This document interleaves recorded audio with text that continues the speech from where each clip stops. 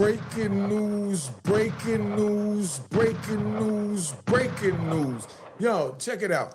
Right now, today, we're going to speak about a young street walker walking curbside. Dude pulls up on her. She gives him the story of how she wound up on the street, why she's out there selling what she has, trying to get what she have. And hopefully this will deteriorate, or deter other young people from feeling like they need to go down this path. So sit back, enjoy the ride as we bring in the intro. All right.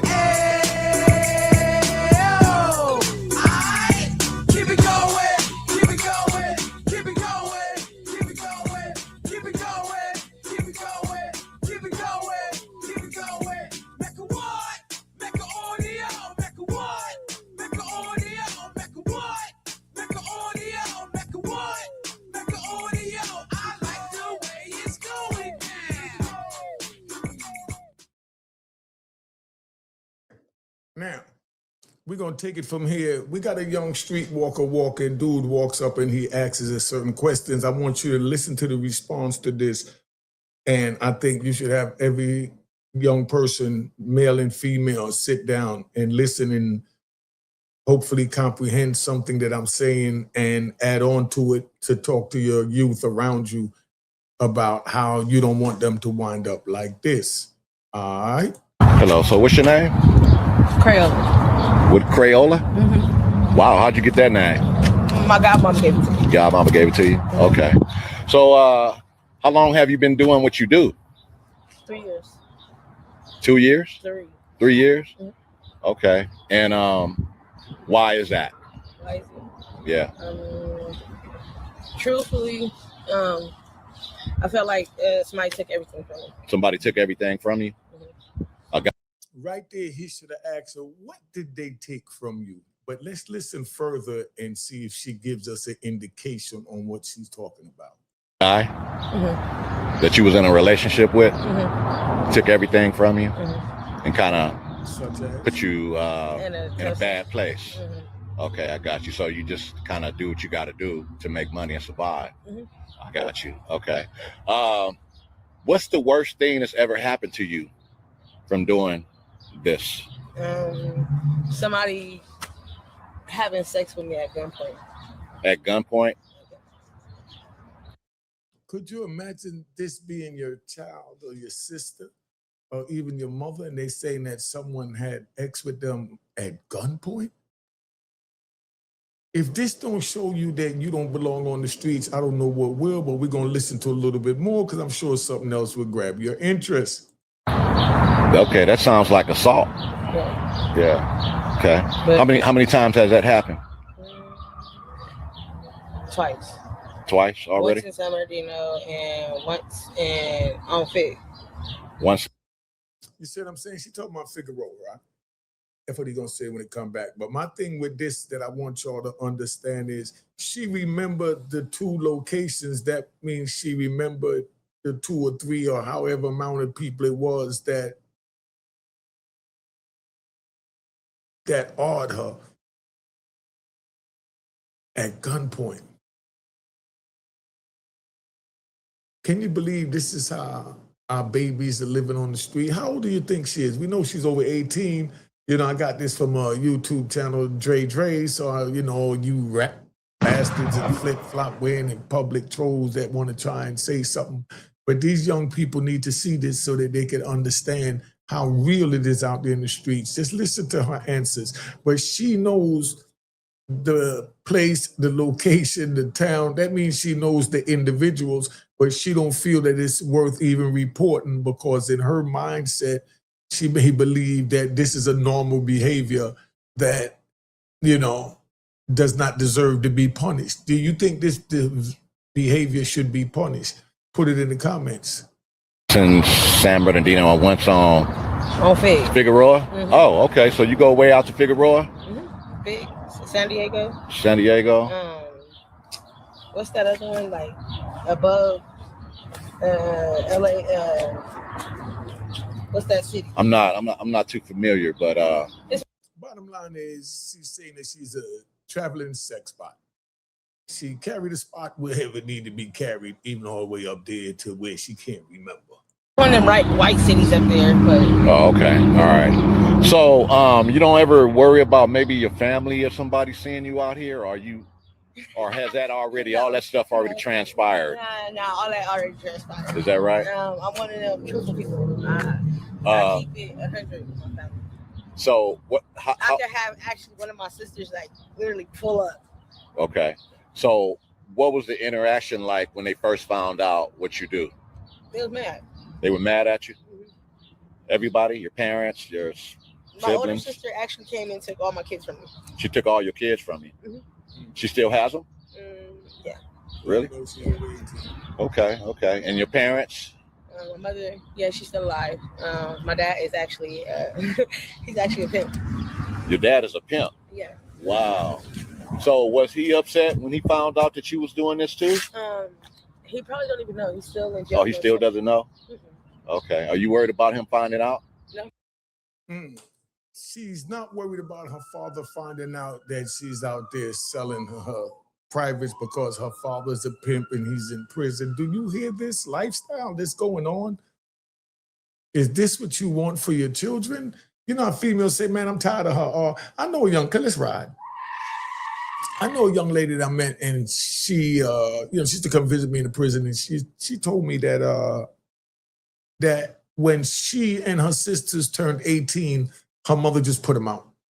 Told them, give me back the key, you gotta go, I don't care where you go. And all I thought about was a predator taking advantage of a young woman, 18, going out on the street that's used to being under mommy's control. But it worked, I assume, because she had it all together and had her life together. I don't know what traumas or trials or tribulations she went through to get where she was at when I met her, and I didn't really pry into back then because she was trying to show me a certain vision, and I was just there to listen, not try and clinically diagnose her.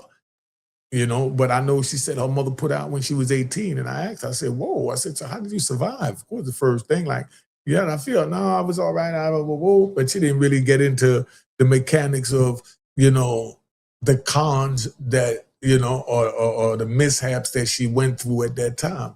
But here we go, a young lady, her father's in prison. She's saying that he'll support her out here doing what she's doing. Listen up. Not what? You don't think he'll? No. Okay, all right.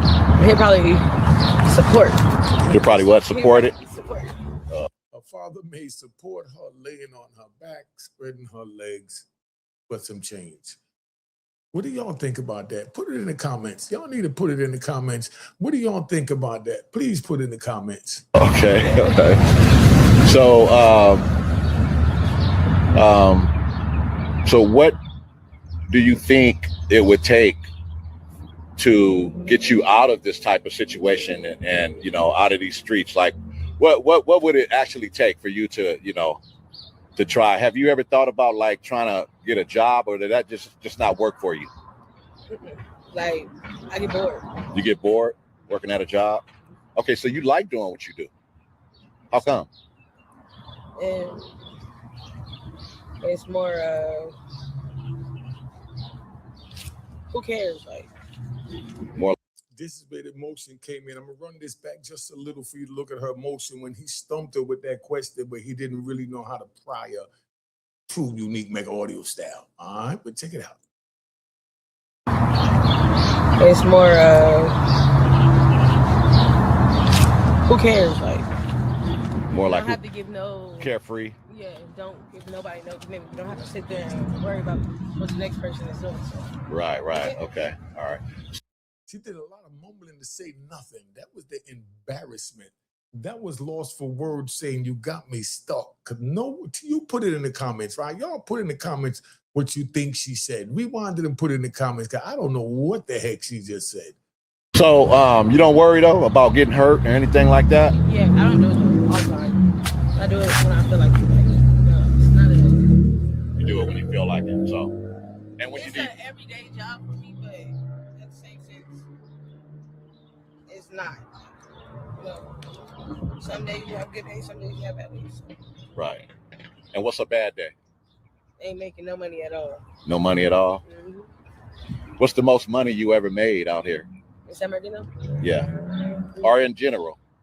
San Bernardino, 1,000. 1,000 in one day? LA, about 15 a day. How much? 15 a day. 1,500 in one day? So I guess when you compare this with a regular job, it's probably hard for you to. Yeah, now you see where I'm coming from with the. Yeah. Wow, that makes. And she think that's slick, and he got the nerve to tell her that that makes some sense. That when you think about a regular job, when what he should have asked her was, how much do you charge each person, and how many people do you have to service in order to get that $1,000 in San Bernardino? I think that's what should have been asked. What do you think? You put in the comments. How many of y'all think she had to service in order to make $1,000 in San Bernardino? That makes it tough, for a normal person. Yeah, I mean, that seems like it would make it tough for you if you ever wanted to get out of this. It'd be hard for you to do it by working a job, unless you do both, or unless you had a job that paid you a lot of money, which is something that would probably only occur, right. If you had like a college education or something like that, what right. I mean? Yeah. Where do you live? Are you in San Bernardino or LA? I'm from LA. You from LA? But I grew up in San Bernardino. You grew up in San Bernardino? Yeah. Okay, all right. I know San Bernardino, like. Yeah. Like a girl doing hopscotch. Mm-hmm. What you doing? Okay, well, anyway, we're gonna get ready to get on out of here. Okay, it was nice talking to you, and I'm glad that you talked to me. And what advice would you give to what's your advice to young women out here today, as far as it's concerned? As far as I'm concerned, I say, shit. Either way it goes, you're gonna get hurt. So would you welcome others to this, or would you tell them to stay away? I tell them to stay away. Stay away. If you're young and you just doing something because you think you love somebody, stay away. Stay away. Right. Wait till you get older and you know what you really want. Right. Okay. All right, Crayola, it was nice talking to you, and you be safe out here, okay? Mm-hmm. Now, can you believe what we just saw? Put it in the comments if you know someone like this. And when they asked about her father, that's the one that touched me the most, right? But stop right there. Before we crash out, before we make that call, before you step outside thinking you got to prove something by, I got to sell myself to make some money. I got to sell drugs to make some money. Let me talk to you real quick. You think this street life is power? You think it's respect? You think people fear you? So that means you're somebody? Or people is attracted to you because you have all your private parts out and you're doing all types of things for a little change? No, that's not respect. That's temporary attention. Because for the ladies, after the man go down, it's over. For the dudes, after the money's gone, it's over. That's not respect. That's temporary attention, like I said. That's not power. That's not borrowed time. That's not love. That's not people waiting on your downfall. I lived that life. I thought I was solid. I thought I was untouchable. I thought loyalty was real. So you sisters out there walking the street, doing all this, got your group of girls, like you said, I get my sister to pull up. Y'all encouraging each other when I know at one point with all of your minds out there, at least one person thought that this is not right. Now, like I said, I thought I was untouchable. I thought loyalty was real until them doors closed. The steel doors. No freedom, no phone calls when you want them, no walking outside when you feel like it. Just so you understand, And here's the truth nobody tells you. The same people you ride for won't ride for you. The same ones yelling brotherhood disappear when the pressure comes. The same streets you claim won't claim you back. You know what's real? I'm going to tell you what's real quick. Sitting in the cell thinking about one bad decision that landed you in that cell. Missing birthdays, funerals, your kids growing up, realizing your name don't ring bells no more. New names are ringing bells, and new names are going to take your cell after you transform to the next level. And if you're still here, someone is transforming and the bed is opening up to bring more in. And if not, they build, prisons really quick, right? Realizing your name don't ring bells no more may hurt some of y'all more than you could ever think. You become a memory out here and a number in there. A number that gets no respect and a memory that soon will be forgotten. And I'm telling you this because I've been there. Not theory, not stories I heard. Real life, I lived it. This road got two endings, cemetery and a cell, and that's it. No third option, but there's a second and a half option, and that's the wheelchair. To not be able to stand up and walk and run and play with. Come on. Is this what you want? So ask yourself this. Is proving something today worth losing everything tomorrow? Is proving something today worth losing everything tomorrow? Put it in the comments, why or why not. You got options. You just don't see them yet. Education, skills, business, real independence. Real independence, that's my number. If someone needs to talk and having a bad situation, feel free to use it. But the streets don't teach that. Real independence. It teaches you business, but not real independence. Real independence is earning your money legally. Once you're doing it illegally, you are dependent on someone or something that's going to wind up sending you to prison. They teach you reaction in the street, not strategy, emotion, not discipline, survival, not growth. You got to make a decision. Keep playing a game that's designed for you to lose, or step off the board and build something real. In other words, get out the street, get a job and build something real, get an education, because let me tell you something. The streets don't love you. They use you. Then they replace you. And prison? You want to talk about prison? I did 26 years in federal prison, moving all around the country. Family can't even come see me, limited to 300 minutes a month. 4 visits a month. You only could hug and peck and can't even kiss when you first go out. And that's the only contact you have, but they call it contact visit, and you're sitting at a table 6 feet apart from each other.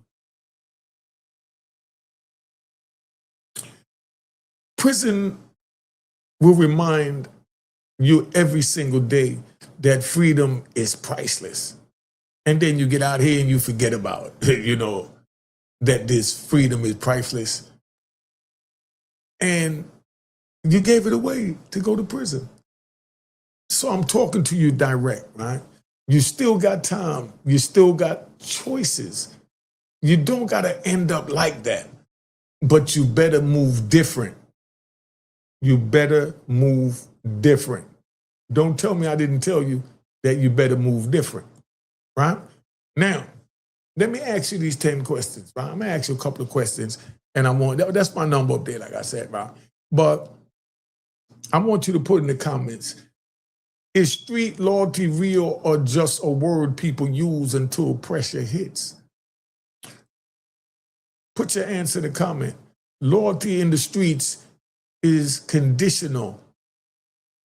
Pressure exposes everything. If your brother don't help your family when you're gone, were they ever your brother? No. That was convenience, not loyalty.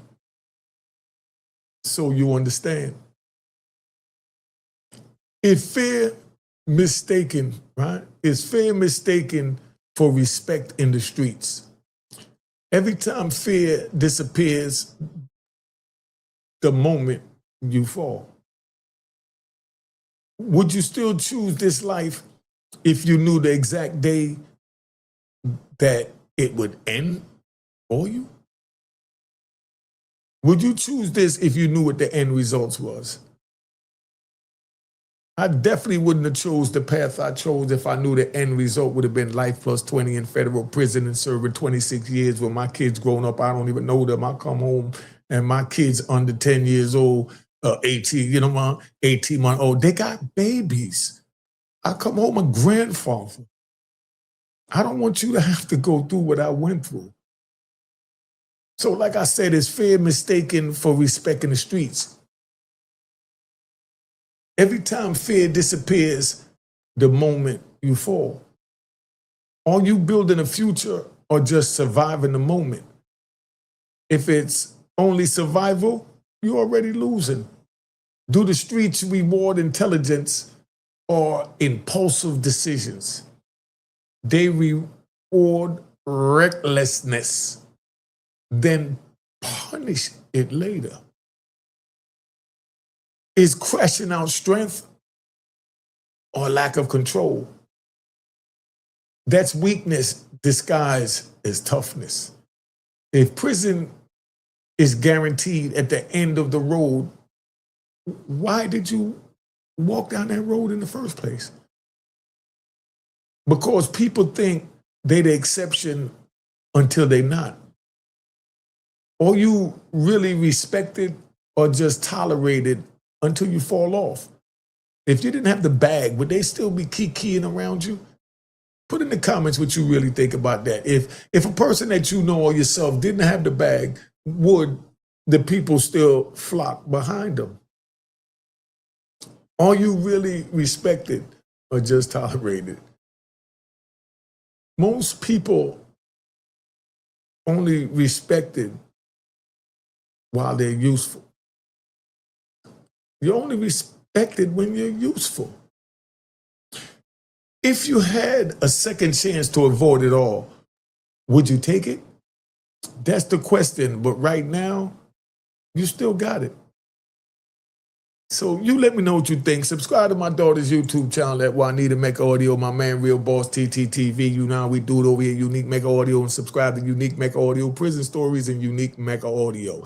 Just Unique Mecca Audio, everything. Cheers, cheers, the crime, the crime, the crime, the crime, the crime.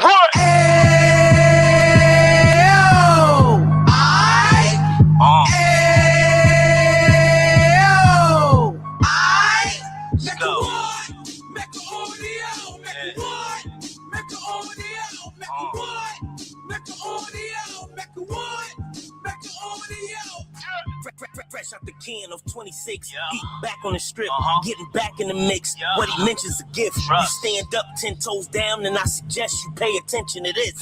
Real. Take a little gully posse and put it in Harlem. He cut from the bottom, came up from the bottom. Drop the book, you should go and get it. The Instagram page and the YouTube, you could go and visit. Then you could consider yourself LinkedIn. Sit front row and get Jews from a kingpin. How he went through it, so you ain't gotta go do it. To not pay attention would be stupid. Talking about a man that probably put your grandfather on. Probably the reason that him and your grams got along. A man that generated millions on the block, did his time, never squilling to the cops, make an audio.